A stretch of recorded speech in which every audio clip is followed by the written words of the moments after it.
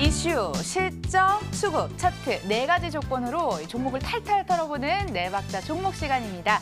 이 시간 함께해 주실 분 바로 좀 모셔볼게요. 리서치 아름 최성환 대표 나와주셨습니다. 안녕하세요. 안녕하십니까.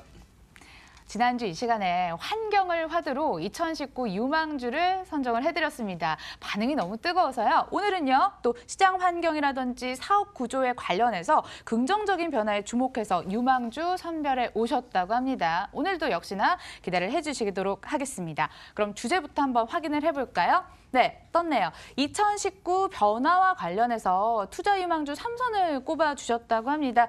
또 유망주 바로 공개하면 재미가 없을 것 같아서 끄덕끄덕 공감하실 수 있게 이번 한 해 리서치 아름에서 발간한 리포트에서 제공하는 종목 그리고 수익률까지 함께 확인해 보도록 하겠습니다. 자, 가장 먼저 아난티 종목이 보이는데요. 이 아난티 같은 경우에는 이슈화도 되기 훨씬 전 2월에 리포트를 써주셨습니다. 이때 담으셨다면 193%의 수익률, 도화 엔지니어링도 세 자릿수 수익률을 기록했고요. 수소차 테마주로 묶여서 성행했던 그 종목, 풍국주죠. 59% 수익률, 평균 51.6%대 놀라운 수익률을 기록을 했습니다. 지금 종목 함께 봤는데요. 정말 놀랐습니다. 추가로 한번 얘기를 해주실 만한 종목 있을까요? 네, 이제 저희가 그 말씀해주신 51% 수익률은 저희가 지난 2018년도에 24개 종목에 대해서 이제 개별적으로 저희가 커버하고 있는 업체들에 대한 그런 자료라고 보시면 될 것 같고요.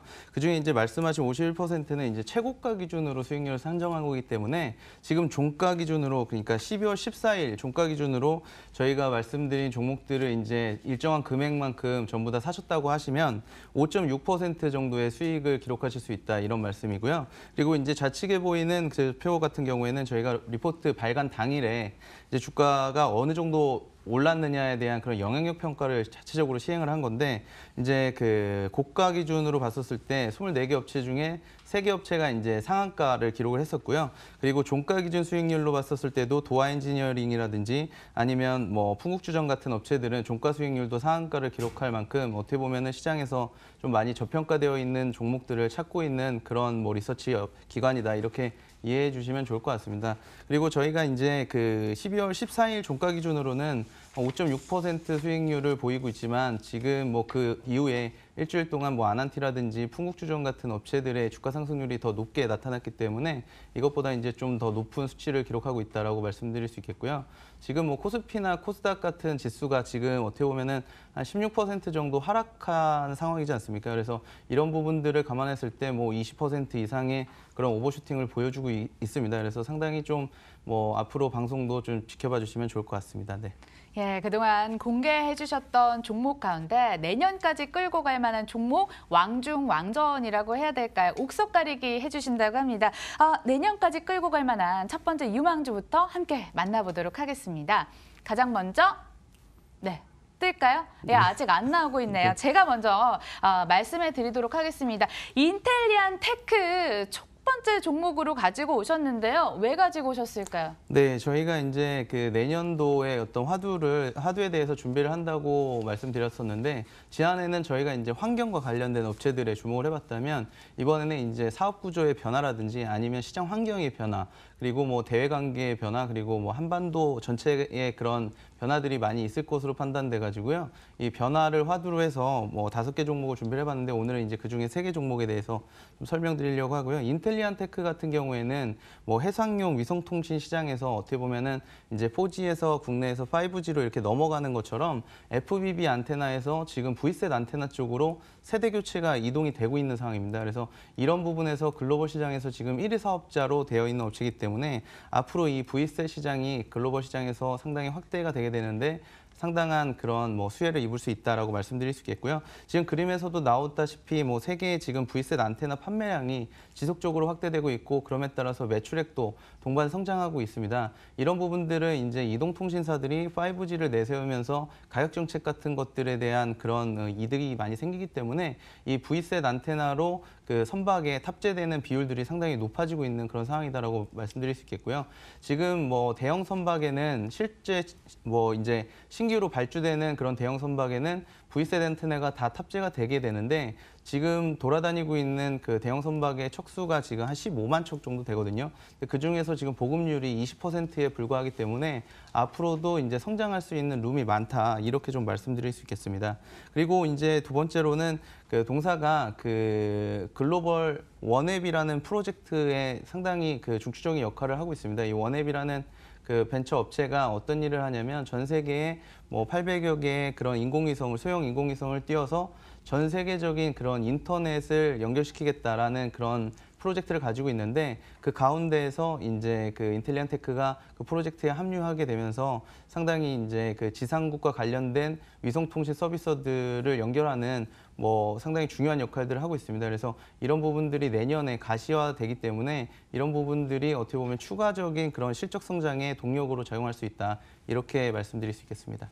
내년에는 안테나의 세대 교체가 이뤄질 것으로 보여서 수혜주로 인텔리안테크를 가지고 오셨고요. 계속해서 2019 유망주 두 번째 종목도 함께 들어보도록 하겠습니다. 서울 옥션을 가지고 오셨더라고요. 내년에는 어떤 변화가 기대가 됩니까?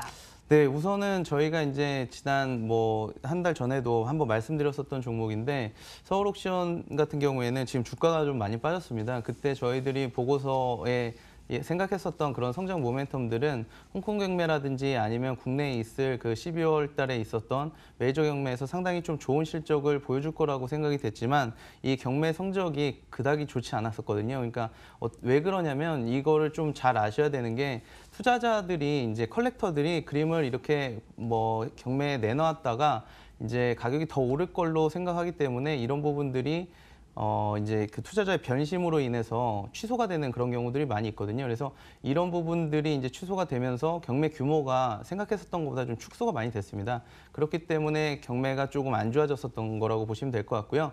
내년에는 뭐 가격이 이제 더 상승하면 당연히 이제 경매 규모가 확대가 되기 때문에 그런 부분들을 감안했을 때 미술 시장은 뭐 전 세계적으로도 성장하고 있고 우리나라도 상당히 성장할 거다라고 보실 수 있겠습니다.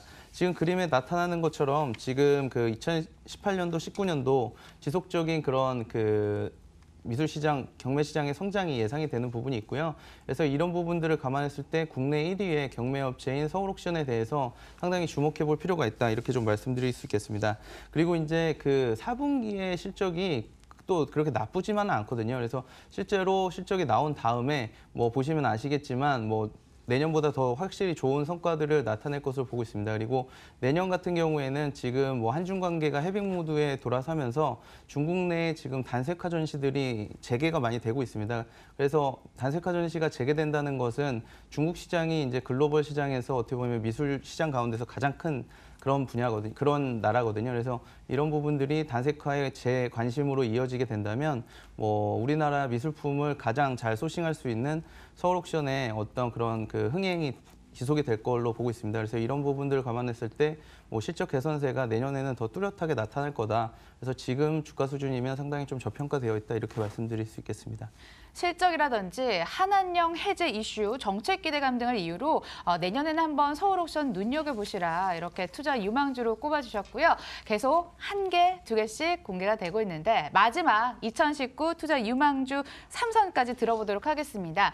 마지막 종목은 KG 이니시스에서 찾아오셨더라고요. 어떤 이유에서 이렇게 유망주로 바라보자라고 꼽아오셨을까요? 네, 일단은 그 뭐 많이들 쓰시는 그런 온라인 쇼핑 시장이 예. 상당히 지금 확대가 되고 있는 상황입니다. 저희도 뭐 아침에 이제 문을 열면 맨날 택배 상자가 와 있는 그런 상황이거든요. 그래서 이런 부분들이 이제 모바일 결제가 상당히 간소화되고 있고요. 그리고 뭐 배달의 민족이라든지 요기요 같은 이런 신규 비즈니스도 자꾸 생기고 있지 않습니까?